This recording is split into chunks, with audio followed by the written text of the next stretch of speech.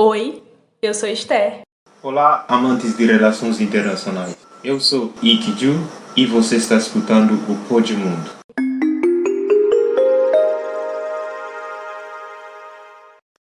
O assunto de hoje é democracia, mais especificamente a crise dela, que é um assunto muito latente na conjuntura atual.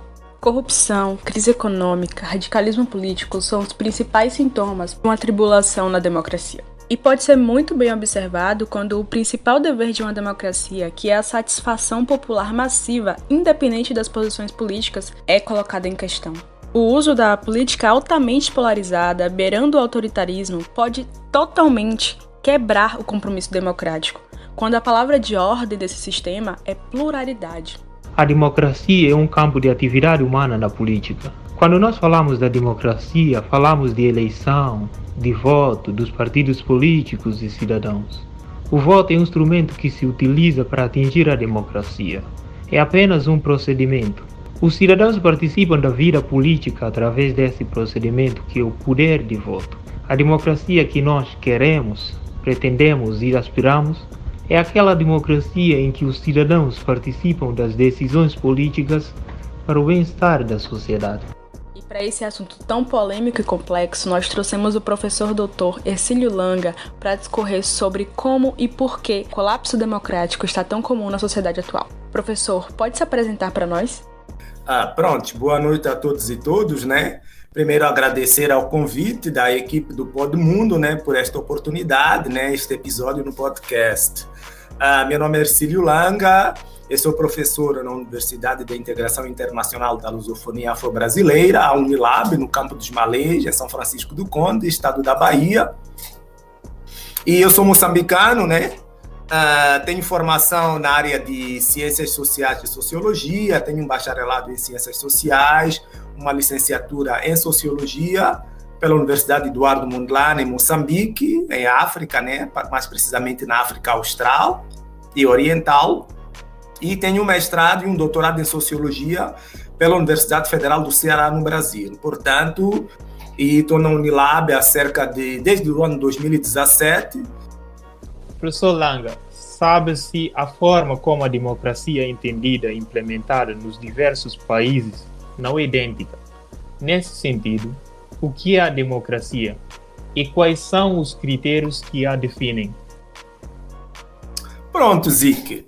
Como vocês sabem, né, segundo a narrativa histórica e etimológica, a democracia ela nasceu na Grécia Antiga, né? Muito antes de Cristo, e etimologicamente a palavra democracia ela vem do grego, né, demo mais cracia, que traduzindo significaria governo do povo. Então, democracia seria esse regime político, né, onde as decisões seriam tomadas pela população, pelo povo, através do voto universal. Todavia, a democracia foi evoluindo, né, da Grécia para outros estados ao longo do tempo. E nós percebemos que, de fato, nos dias de hoje, na contemporaneidade, a democracia seria este regime menos vicioso, aquele que permitiria a participação de todas as classes sociais, né, nas coisas públicas, que permitiria a inclusão de todos na construção de direitos fundamentais,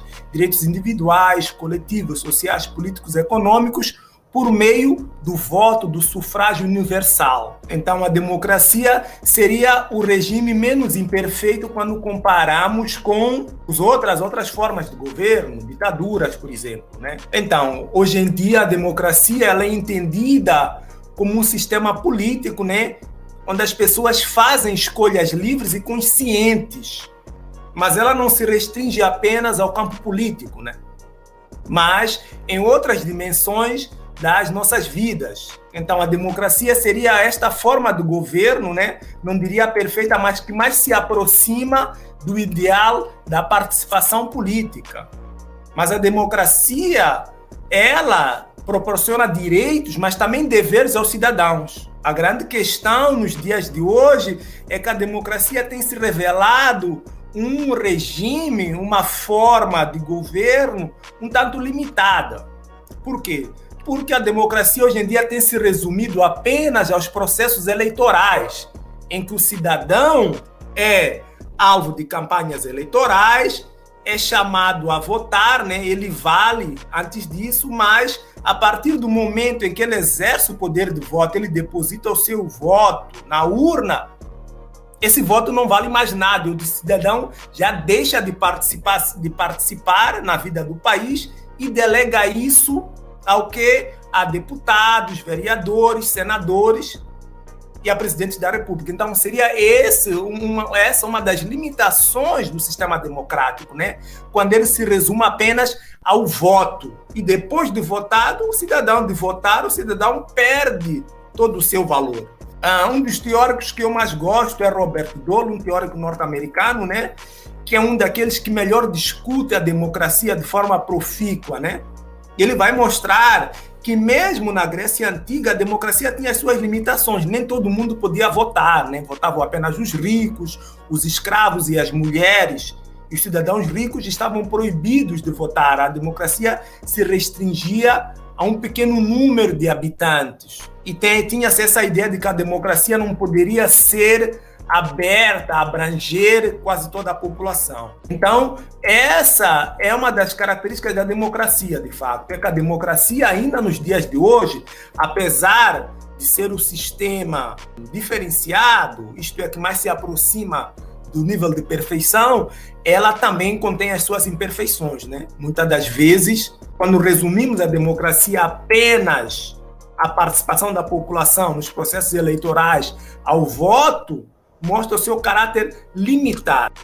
Já que o senhor falou dessas imperfeições que existem na democracia e trouxe para um país da América Latina, fazendo uma análise, Steven Levitsky, o co-escritor de Como as Democracias Morrem, demonstrou uma preocupação em como a pandemia pode fragilizar as democracias na América Latina.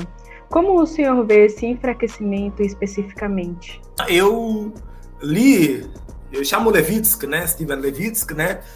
Ele escreveu um livro interessante que já está traduzido para a língua portuguesa e circula muito aqui no Brasil em coautoria, chamado Como as Democracias Morrem, né? E o livro se tornou um best-seller em menos de 2 meses, né? Não apenas para profissionais, professores, pesquisadores da área de ciência política, mas para todo cidadão comum. Nessa obra, né, o autor tenta compreender a realidade não apenas nos Estados Unidos da América, mas também na América Latina, questões ligadas à democracia, política, economia e cultura. E nesse livro, o autor vai mostrar claramente, né, que não foi a pandemia que de fato fragilizou as democracias, mas que governos com tendências autoritárias têm se aproveitado da pandemia do coronavírus para enfraquecer regimes democráticos que pareciam consolidados há muito tempo. Democracias sólidas como a brasileira, a norte-americana, né, foram colocadas em xeque, foram questionadas com estadistas com algumas características próprias. Estadistas negacionistas como Donald Trump, como o presidente Jair Bolsonaro, que se aproveitam de todo um contexto ocasionado pela pandemia do coronavírus para corroer instituições democráticas, para pressioná-las a seu favor, para votar leis favoráveis ao seu governo. Então, o pensamento de Levitsky ficou claro é que, de fato, as democracias que pareciam sólidas podem morrer. Democracias como a brasileira, que eu acredito, me identifico, podem morrer. Então, esta é a análise profícua deste autor, né, que vai chamar a atenção que aquelas democracias com 100, 200 anos, que pareciam de fato consolidadas, elas estão entrando em colapso, né? E ele vai fazer isso a partir da eleição de Donald Trump. E nós todos acompanhamos, né, a chegada de Donald Trump a presidente dos Estados Unidos da América, né, no seu mandato, e no final, né, durante as eleições, em que, quando perdeu as eleições, Trump contestou o sistema eleitoral norte-americano, contestou o sistema eleitoral, que foi o mesmo sistema que o elegeu no primeiro mandato. E no final nós tivemos aquele momento emblemático, né, com a invasão de extremistas americanos de direitas, em que eles invadiram o Capitólio, o coração da democracia mundial, para assim dizer. Então, no livro, Levitsky ele vai comparar Trump com a ascensão de líderes como Adolf Hitler, Mussolini, nos anos 1930, né? E também com a atual onda populista de extrema-direita na Europa. E também agora a ascensão de governos, enfim, um tanto duvidosos da América Latina, que ele faz a comparação com as ditaduras tropicais da América Latina dos anos 1970, no Brasil, na Argentina, no Uruguai, em vários outros países. Então, eu considero que a corrosão do sistema democrático no Brasil não aconteceu com a pandemia, por exemplo, mas ele começa, por exemplo, em 2016, com a destituição da presidente Dilma Rousseff, num golpe parlamentar, né, por meio do impeachment, e depois o impedimento da candidatura do presidente do candidato Lula da Silva, né, quando as pesquisas apontavam ser um candidato favorável a ganhar as eleições presidenciais no Brasil, num jogo político que envolvia o ex-juiz, ex-ministro da Justiça e agora candidato a senador Sérgio Moro, os TRFs 1, 2, 3, 4, a Câmara dos Deputados, o Senado, a cumplicidade do Supremo Tribunal Federal. Todo esse discurso de ódio inflamado pela grande mídia aqui no Brasil contra um determinado partido, contra um presidente, elegeu uma figura que não se esperava, né? Karl Marx escreveu um livro muito interessante que eu sempre recomendo nas aulas de sociologia, chama-se 18 do Brumário. Karl Marx, de forma caricata, né, ele conta a história da chegada ao poder de Napoleão Bonaparte, que era um candidato do baixo clero, que ninguém esperava, e de repente Bonaparte se torna o imperador da França. E ele faz esta caricatura, tentando mostrar que a história ela se repete, primeiro como tragédia e depois como farsa. No Brasil ela começou com uma farsa e está acabando em tragédia. Então, não foi a pandemia de fato que criou esse ambiente, né? Há uma série de figuras, de líderes, que de fato têm se aproveitado da pandemia para aumentar o seu poder, para interferir, para cercear instituições, de modo a terem um governo à sua maneira. E aqui no Brasil, por exemplo, né, onde eu resido, o feitiço se virou contra o feiticeiro. Hoje, Jair Bolsonaro, que era o candidato da esperança, da grande mídia, da direita, ele hoje põe em causa, ameaça e questiona instituições democráticas que o elegeram. Ameaça fechar o Congresso, o STF, ameaça de golpe de Estado. Nós vimos há um dia atrás, né, esta grande demonstração de força, né, em que o presidente marca um desfile militar em frente à Praça dos Três Poderes, no dia da votação da proposta de emenda à Constituição do voto impresso, que é, na verdade, uma política retrógrada.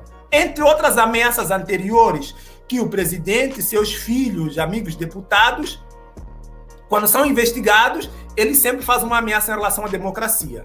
Então, o atual governo ele vem corroendo instituições como a Polícia Federal, a seu favor, e agora, por exemplo, a utilização da Lei da Segurança Nacional, que é utilizada para cercear, perseguir e instaurar processos aos seus críticos ou inimigos.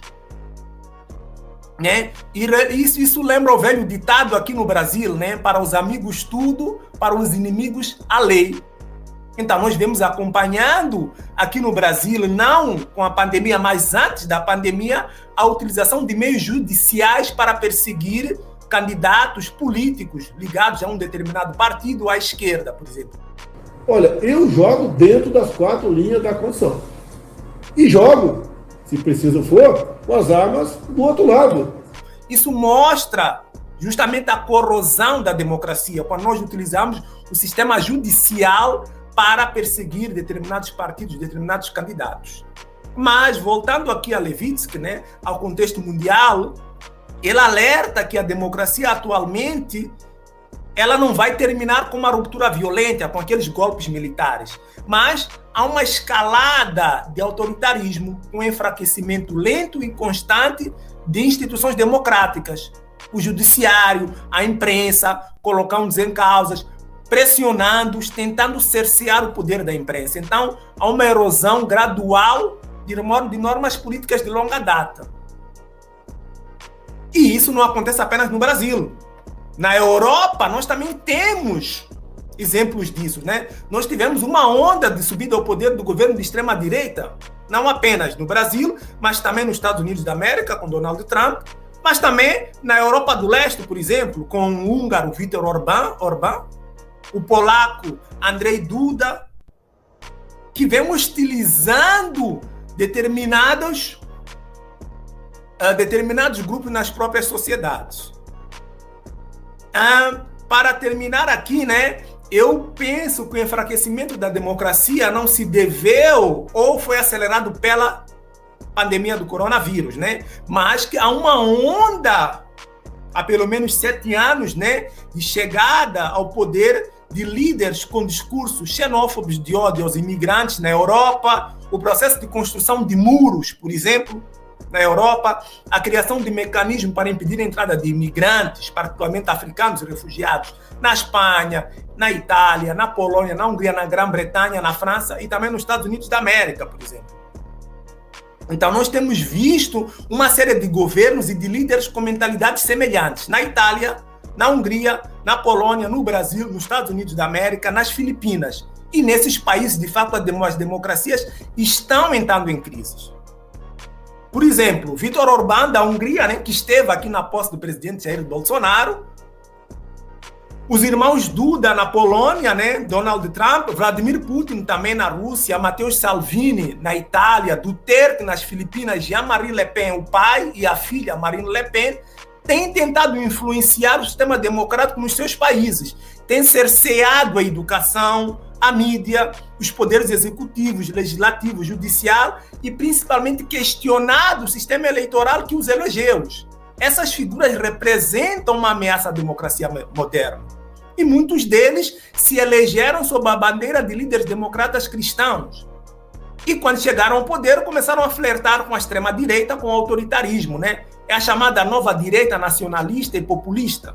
E eles têm um perfil típico. São líderes negacionistas, com discurso violento e autoritário, são contrários ao multilateralismo de instituições internacionais, por exemplo, como a ONU, a OMS, né? O presidente Bolsonaro questionou o poder da OMS.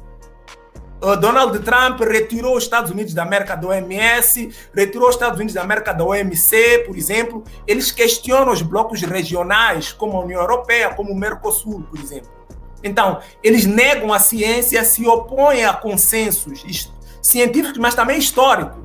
Negam, por exemplo, a existência do aquecimento global e mudanças climáticas que vem afetando pela primeira vez em grande escala a Europa, com cheias, incêndios, cheias na Alemanha, por exemplo, incêndios no sul da Europa, na Itália, na Turquia e outros países meridionais. Negam a existência de ditaduras no passado e no presente, negam, por exemplo, a escravidão racial, o holocausto dos judeus, acreditam, por exemplo, que a Terra é plana, negam a existência da pandemia do coronavírus, recusam a eficácia das vacinas contra as doenças.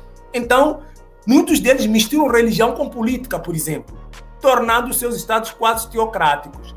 E todos esses líderes pregam ideias conservadoras em relação à família, gênero, são contrários às minorias, a ideias progressivas, vêm retirando direitos já conquistados por essas minorias, por exemplo, quando vetam a possibilidade de cotas e dinheiro durante as campanhas eleitorais para candidatos negros e mulheres, por exemplo, pregam o armamentismo popular aqui no Brasil, nos Estados Unidos da América, tem falas racistas ou mesmo xenófobos, são contrários às sociedades multiculturais. Então, é uma característica muito comum em, de fato, estados onde há ameaça à democracia. E daí que, de fato, essas democracias estão em crise, segundo Levitsky. Professor Dr. Lang, é interessante a sua abordagem. A questão é a seguinte: é possível falar da defesa do meio ambiente num ambiente sem a democracia?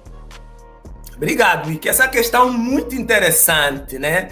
Muito interessante porque eu tenho essa experiência de ter morado em Moçambique, um país africano, e agora no Brasil, né? E percebi, de fato, uma abordagem diferenciada acerca do ambiente em Moçambique, no Brasil, né? Mas no Brasil até 2018, né? Depois o Brasil mudou e virou um péssimo exemplo. Então, eu acredito que a democracia e o respeito ao meio ambiente, eles caminham juntos. Ao longo do tempo, houve uma evolução do discurso ambiental que veio mostrar a necessidade crescente de instituições democráticas. Se vocês analisarem todas as grandes conferências ou cúpulas, como chamam aqui no Brasil, acerca do meio ambiente, ocorreram em países democráticos. Na Suécia, por exemplo, a Conferência de Estocolmo em 87 ou 78, a Conferência do Rio, aqui no Brasil, Rio +20, a Conferência do Kyoto, por exemplo, no Japão. Não é por acaso que acontecem em países, de fato, com tradição democrática. E ao longo do tempo, ao mesmo tempo que tivemos toda uma evolução, entre aspas, né? Num discurso, um desenvolvimento, num discurso ambiental, nós também tivemos um desenvolvimento nas democracias. Houve uma produção de relatórios famosíssimos, como o relatório Brundtland na Conferência de Estocolmo, chamado Nosso Futuro Comum, onde pela primeira vez foi usada a noção de desenvolvimento sustentável, né? Que é esta preocupação que nós devemos ter com as gerações futuras, essa consciência ambiental de que muitos dos recursos são esgotáveis. Então, temos que, de fato, usar os recursos de forma consciente, tendo em conta as gerações futuras, os nossos filhos e os nossos netos, né? A ideia do desenvolvimento sustentável. E, de fato, todas essas conferências vão acontecer em países com regimes democráticos. Via de regra, os países não democráticos ou com regimes democráticos questionáveis tendem a ser extremamente poluidores. A China é um exemplo disso, o próprio Estados Unidos da América, por exemplo. O caso da China, que tem uma política externa de rapina global, né? Essa troca de óleo, recursos minerais e energéticos em todo o mundo, né? Uma prática da China, particularmente em África, por infraestruturas desnecessárias em nome do desenvolvimento, que não toma em conta o respeito pelo meio ambiente. Vamos olhar para a África, por exemplo. Basta nós vermos a matança da fauna bravinha em África, a extinção de rinocerontes, elefantes, gorilas, a extração de riquezas florestais e marinhas nos países africanos. Aqui no Brasil, por exemplo, foi a partir de 2018 que nós tivemos índices recordes de desmatamento na Amazônia, um total desrespeito à natureza, a agressão à natureza, um Pantanal. Os incêndios que vocês acompanharam em 2018, 2019, no Dia do Fogo, em que se coloca fogo deliberadamente na floresta amazônia, se colocam ministros do ambiente, pessoas sem consciência, que nós estamos vendo estão sendo investigadas por contrabando de madeira. Parece absurdo isso, né? O ministro do ambiente é acusado e investigado de contrabando de madeira. Os Estados Unidos da América, depois da chegada do Biden, devolveram essa madeira para o Brasil e disseram, olha, é de origem criminosa essa madeira. Então, para mostrar justamente o quê? Que a democracia caminha junto com o meio ambiente. Estados democráticos tendem, de fato, a ter a questão ambiental na sua agenda e a discutir com outros parceiros, com novos parceiros, como ONGs, por exemplo, organizações da sociedade civil, com as próprias multinacionais. Recentemente, a Vale do Rio Doce, que explora a maior mina de carvão mineral no mundo, que está em Moçambique, decidiu, de fato, vender os ativos da mina e tentar entrar na onda de energias mais limpas. Aqui no Brasil, por exemplo, nós chegamos a absurdo, a partir de 2018, que há uma tentativa do governo em taxar a energia solar.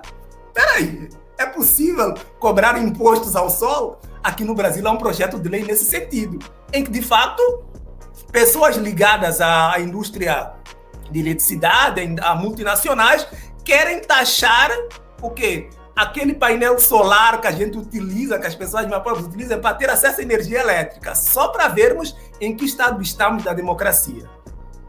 Agora que o senhor falou da democracia e a violência do meio ambiente, nós queremos falar sobre a violência na população.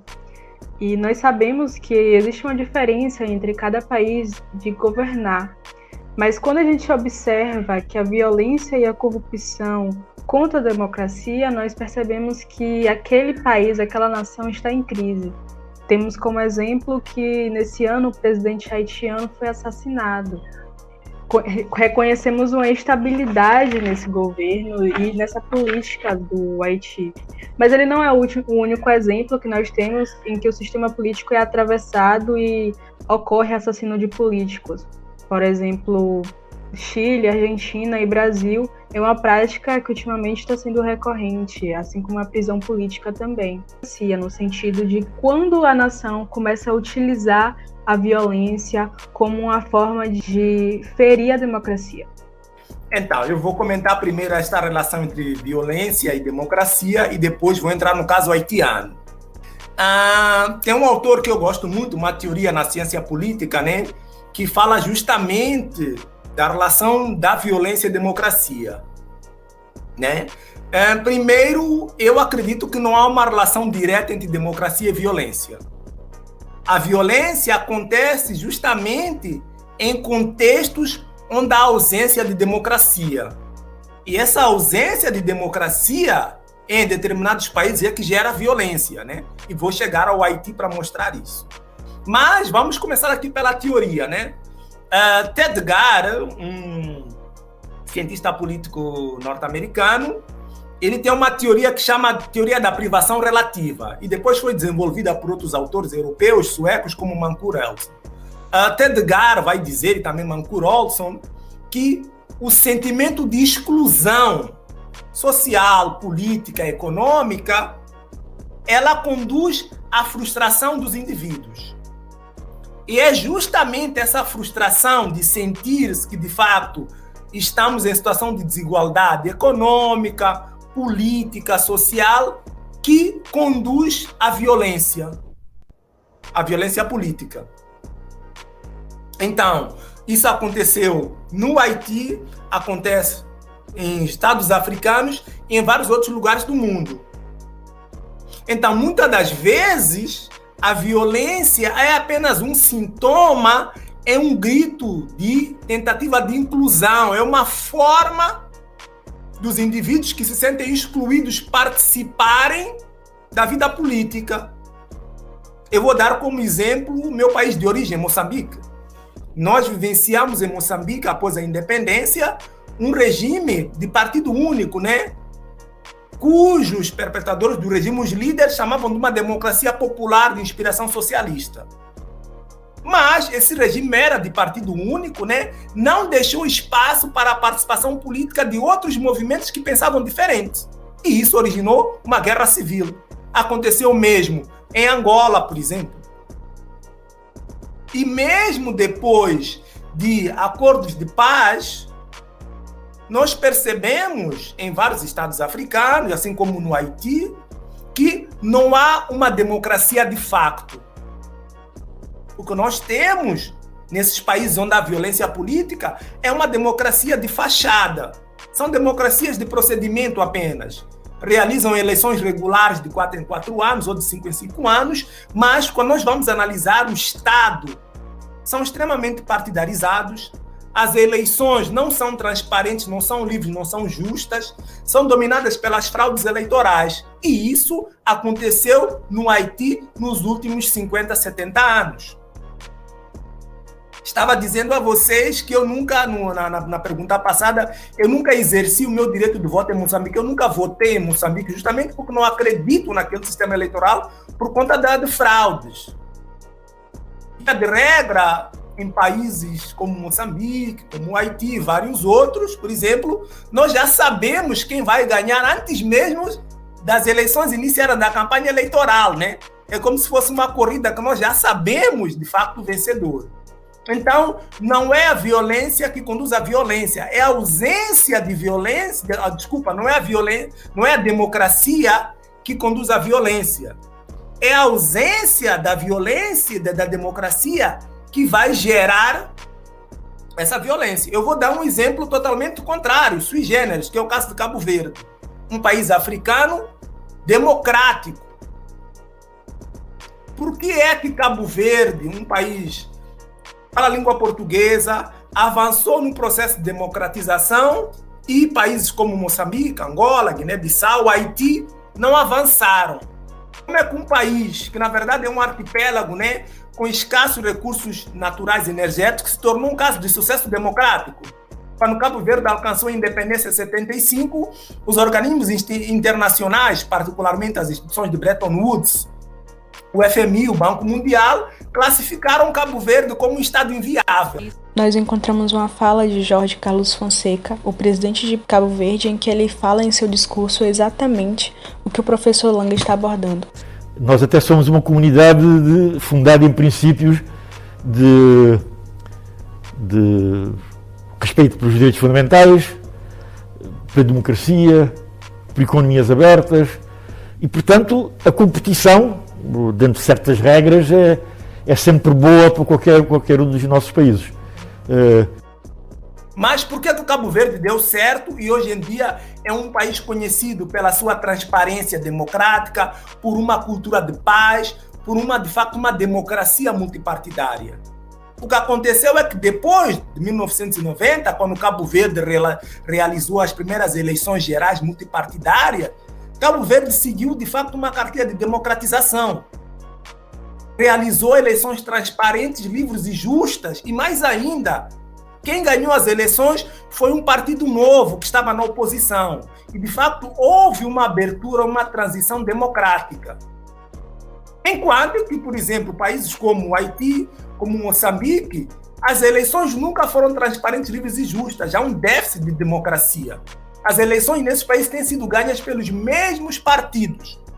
E, de fato, desde 1990, quando boa parte do mundo aderiu àquela terceira vaga de democracia descrita pelo cientista político norte-americano Samuel Huntington, em que vários países, como o Brasil, aqui na América Latina, a Argentina, o Uruguai, se democratizaram, países africanos, incluindo o Haiti, não se democratizaram, eles continuaram numa zona cinzenta.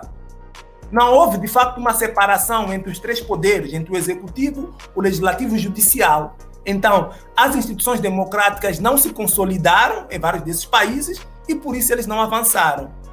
No caso do Haiti, que é um caso sui generis, né? E é preciso chamar a atenção, a história do Haiti é uma história totalmente diferente do resto do mundo. O Haiti localiza-se na América Latina, né?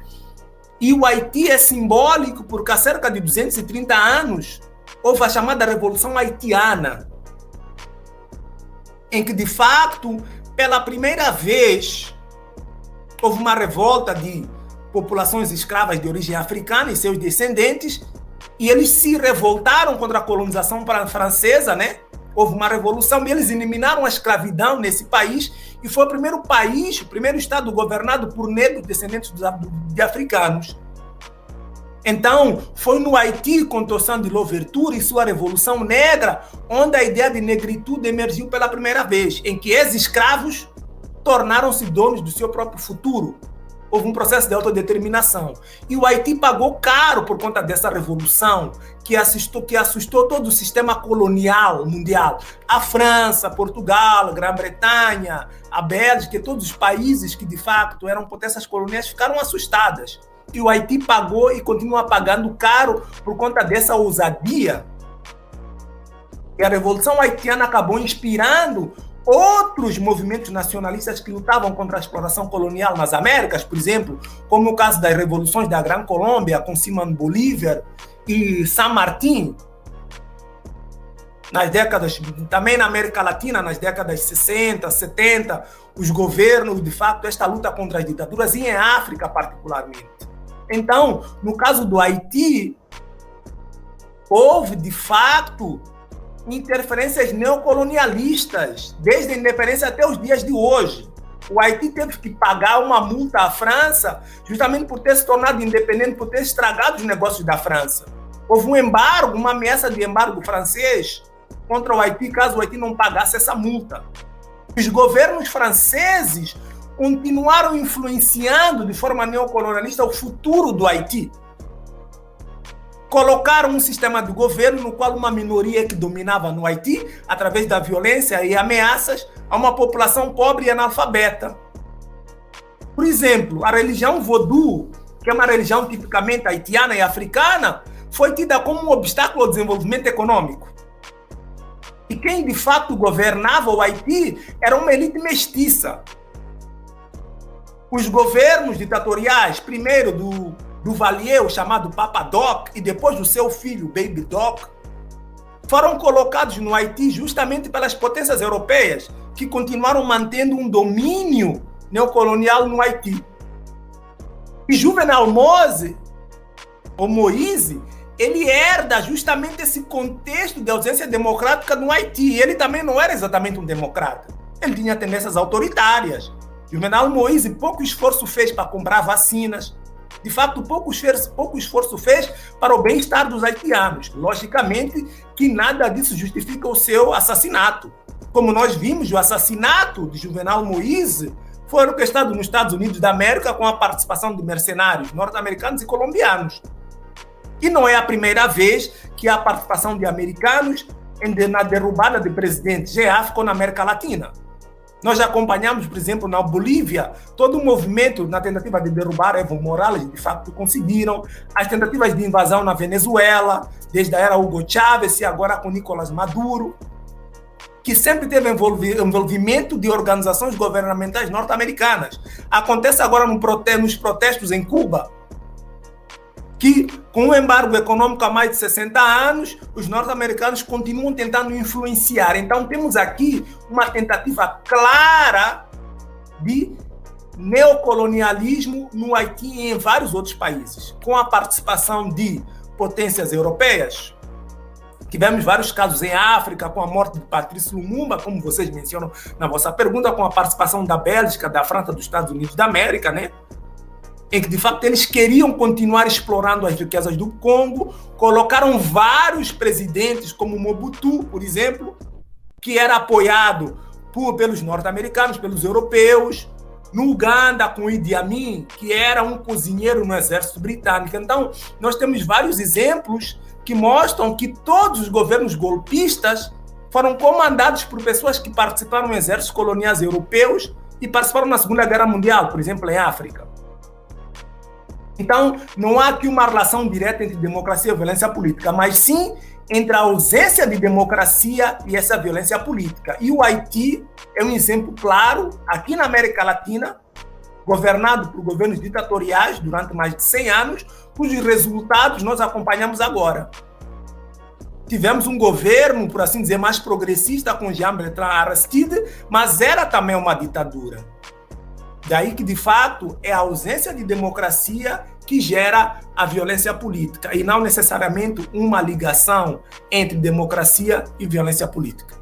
Professor, nós temos um quadro para encerrar a nossa entrevista. Acredito que todas as perguntas foram muito bem respondidas, mas esse quadro que nós temos de finalização é quando o nosso convidado indica algum livro, filme, documentário, alguma coisa que possa arrematar as suas respostas para os nossos ouvintes. O senhor tem algo a indicar para nós? Sim, eu tenho muita coisa para indicar, né? Já que trata-se de um podcast de relações internacionais. Primeiro, eu recomendaria um filme muito interessante para vocês compreenderem, né, a história da África nas relações internacionais, que é o filme Amistad. O Amistad, como vocês devem conhecer, é um filme do realizador Steven Spielberg, bastante interessante, que conta uma história muito interessante para os alunos de relações internacionais. E é interessante esse debate nas relações internacionais. Então, é um filme que eu recomendo, né, para os alunos de RI, né? Adoro esse filme, porque não é um filme de ação, logicamente, é um filme de debate, um tanto documentário, mas ele vem mostrar justamente esta entrada da África nas relações internacionais. Então, é um filme que eu gosto bastante, né?